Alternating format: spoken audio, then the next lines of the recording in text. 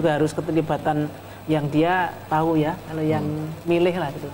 Tahu saya banyak guru yang sudah dilibatkan dalam urusan kurikulum ini, tetapi mungkin belum mewakili yang ini. Banyak guru yang diundang gitu ya. Kembali lagi Bu ke tema kita satu lagi.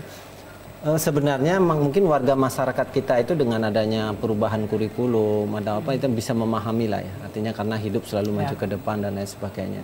Tetapi kembali lagi kalau melihat dari tata kala kemudian kesannya tadi yang begitu pendek dan terburu-buru ya kadang-kadang kita lupa melibatkan guru mungkin karena ngejar target ya gurunya lupa diundang terus sosialisasi dan lain sebagainya. Ini kan yang kalau menurut saya keresahan warga masyarakat. Artinya bukan pakar ya, kalau pakar tadi ya mungkin dia bicara undang-undang, dia bicara substansi. Ini kita berhadapan dengan warga masyarakat. Ini akhirnya ini kok ganti menteri, ganti kurikulum dan ini kan juga merusak apa istilahnya kesinambungan pendidikan itu sendiri. Nah ini gimana Bu? Pertanyaannya apakah ya dengan perubahan kurikulum ini kan dalam tanda petik dalam kurun waktu yang pendek ini sehingga menimbulkan kecurigaan warga masyarakat ya ini hanya mengejar sesuatu gitu. Kalau saya husnudzon aja Mas, tapi kalau suudzon ya saya terbebani oleh pikiran yang tidak ini. Jadi kalau husnudzon itu saya lihat ini juga penerapannya tidak seluruhnya kan 30% kalau nggak salah dari seperti uji coba. Kalau saya dengar yang itu ya. Kemudian setelah perlahan nanti tidak langsung gitu ya tadi ini kelas 1 diuji terus gitu sampai 3 tahun itu baru seluruhnya gitu loh. Kalau rancangan semula ya. Nah mudah-mudahan kalau itu dirancang betul, artinya dipetakan itu meskipun mungkin ada tidak 100% ya untuk memuaskan itu mudah-mudahan tidak terlalu jelek. Tetapi memang penulisan buku dan sebagainya itu saya kira himbauan Mas Win tadi perlu disambut baik oleh pemerintah ya bahwa transparansi misalnya dari itu. Kemudian siapa sih yang menulis gitu ya perlu diberitahu kan prosesnya bagaimana kemudian ini. Bahwa nanti buku induk itu akan dimiliki oleh ini itu kita sebut baik kan supaya orang sama standarnya ya itu. Artinya kata kuncinya ya kita berpikir baik saja Bu ya. Artinya apapun yang dilakukan oleh pemerintah. Ada optimistik tapi ada kewaspadaan. Gitu. Jadi waspada kita perlu nyemprit lah gitu kalau memang. Ya, menarik sekali masih kita akan lanjutkan Ibu. Masih ada kita satu sesi terakhir. Tentunya kita akan memberikan kesempatan kepada iklan pariwara yang mau tayang berikut ini.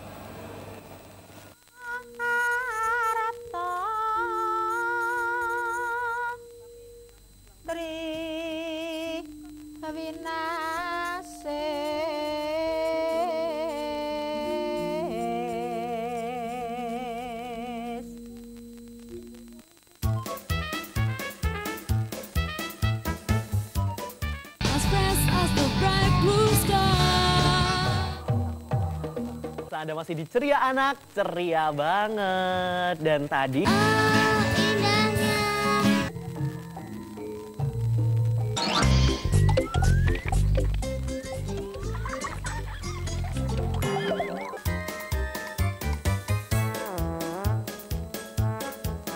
kami hadir lebih berwarna dengan berbagai program pilihan.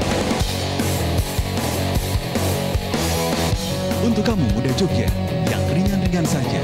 Info dunia hiburan Jogja dan klip musik terbaru. Asik, unik, keren dan istimewa.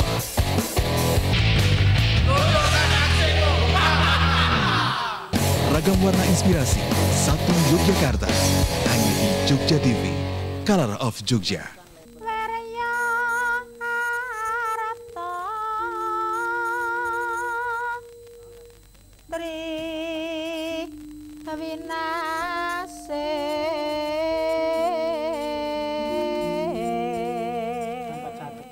Pemirsa Jogja TV yang setia masih bersama kami dalam acara dialog interaktif tematis Winasis dan pada sore hari ini kita mengangkat masalah pro dan kontra kurikulum 2013 dan di penghujung ini ya sesi terakhir ini kami masih membuka online di 451666 atau di 451777 bagi pemirsa yang berada di luar kota Yogyakarta.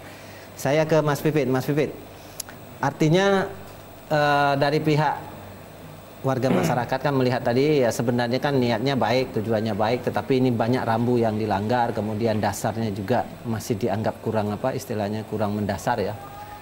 Kalau sekedar metode kan kenapa tidak dikembangkan saja? Apa yang akan dilakukan oleh warga masyarakat ini? Kalau seumpama kurikulum ini tetap diterapkan, apakah kita akan mencoba mencari solusi? Artinya kalau solusi yang ditawarkan tadi, kalau dia sudah menabrak undang-undang, masa undang-undangnya yang dirubah, ini kan aneh juga. Iya. Pertama, kalau jelas kalau dari pihak guru ya pasti akan melaksanakannya kalau itu ujung tombak itu. Tapi kalau tawaran dari masyarakat, menurut kami karena dengan waktu yang sesingkat ini, saya pikir kita perlu menunda dulu mengenai kurikulum ini. Kita matangkan secara menunda dulu mengenai pelaksanaan kurikulum ini. Kita perlu matangkan secara masak-masak mengenai konsep kurikulum ini, baru kemudian kita menerapkannya dalam satuan pendidikan. Nah, kalau tadi menyinggung tentang guru ya, pertanyaan dari Bapak Sulis sekaligus merespon dari Ibu Suharsi Madya tadi ya. Memang kondisi realitas di kampus saya Bu ya, pasca pemerintah mencanangkan profesionalisme guru melalui jalur sertifikasi guru. Banyak guru yang berbondong-bondong untuk mengikuti sertifikasi itu. Karena nanti muaranya juga akan gajinya double untuk kesejahteraan guru. Tetapi hal itu juga ternyata mengiming-imingi mahasiswa yang belatar dari non-pendidikan. Nah, itu artinya kan teman-teman saya dari jurusan non-kependidikan, ia tanpa mengikuti mata pelajaran pedagogik, teori mengajar, teori belajar, ia berminat untuk menjadi guru. Nah, ini kan berkaitan dengan pola rekrutmen nantinya. Ada orang dari non-kependidikan pengen masuk, maka kemudian pemerintah membuka kanal pendidikan profesi guru 2-3 tahun sebelum kemudian ia menjadi guru. Pertama, ini nilai plus bagi pemerintah karena banyak mahasiswa yang pengen jadi guru, tapi sekaligus juga tantangan dari pemerintah untuk menyeleksi secara ketat dan tidak sepenuhnya kesemuanya diterima. Harian Kedaulatan Rakyat kemarin melansir bahwa dari jenjang sekolah dasar di DI ini mengalami kekurangan guru. Maka banyak sekali masyarakat yang mengajukan tawarannya. Pertama, bisa untuk mengangkat guru honorer. Kedua, dari guru-guru SMP yang surplus, saya dapat kabar bahasa Inggris dan IPS itu merupakan guru yang surplus, itu bisa kemudian Pemkot atau Pemda mengalirkan guru yang surplus itu untuk mengajar SD. Bahasa Inggris kalau surplus hebat. Artinya Mas, kembali lagi, saran dari warga masyarakat, katakanlah dari lembaga-lembaga penelitian itu kurikulum lebih baik ditunda, kemudian disempurnakan lagi, disesuaikan lagi supaya tidak menimbulkan pro kontra di tengah masyarakat. Kalau seandainya tetap berlangsung, mungkin ya udah sikapnya macam-macam juga ya. Sikapnya macam-macam mungkin masyarakatnya. Ada yang memandang dari aspek yuridis dari konstitusi bertolak belakang dengan satu landasan yuridis yang mendasar, yaitu Undang-Undang Nomor 2003 tentang Sistem Pendidikan Nasional, itu membuka celah judicial review. Karena dalam 10 tahun terakhir ini, pelaksanaan Undang-Undang Sidiknas ada 4 pasal yang didelete oleh Mahkamah Konstitusi. Yang terakhir ini adalah pasal 53 tentang BHP dan pasal 50 ayat 3 tentang rintisan sekolah bertaraf internasional. Undang-undang ini mengalami 4 pasal yang dihapus oleh MK. Ini pertanda bahwa Undang-Undang Sidiknas ini mengalami catat sejak lahir waktu itu. Jadi saya takutnya ke depan akan terjadi perlawanan seperti itu. Apalagi nanti kekhawatiran saya tahun 2014 ini akan segera hadir. Kalau nanti ganti rezim dan ganti menteri yang tidak sepakat kurikulum yang baru, kan ia kembali pada kurikulum awal, sehingga kemudian dana yang digelontorkan itu menjadi mubazir, kan begitu. Ya baik, Bu, 1 menit Bu, kira-kira closing statement agar warga masyarakat menjadi sejuk dengan pro dan kontra ini, apa yang harus dilakukan? Kita harap yang terbaik aja.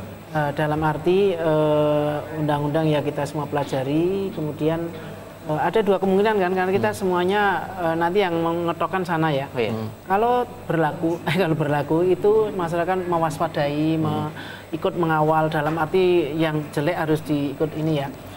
Kemudian guru juga harus ini, tapi jangan masyarakat juga minta dititip-titipkan, masyarakat juga itu yang minta dititipin misalnya rekrutmen guru ya. Jadi sama-sama lah gitu.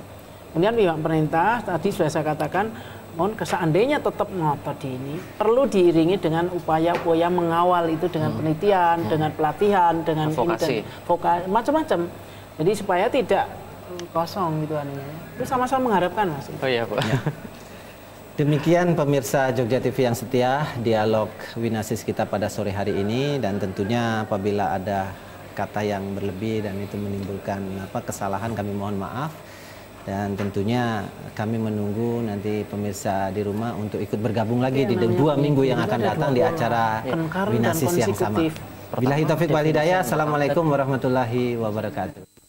Salam sejahtera untuk kita semua.